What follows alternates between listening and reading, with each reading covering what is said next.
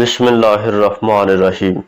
نصیحت کی باتیں بہت زیادہ ہیں، لیکن یہ ہر ایک شخص پر اثر نہیں کرتے۔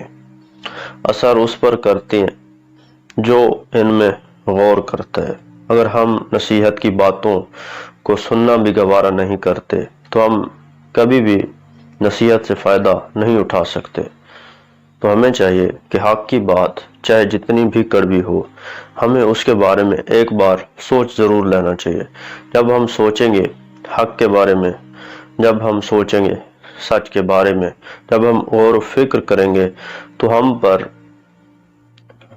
حق کا راستہ واضح ہو جائے گا، ہم پر فائدے اور نقصانات واضح ہو جائیں گے، اور پھر ہم اچھے راستہ کا انتخاب کریں گے۔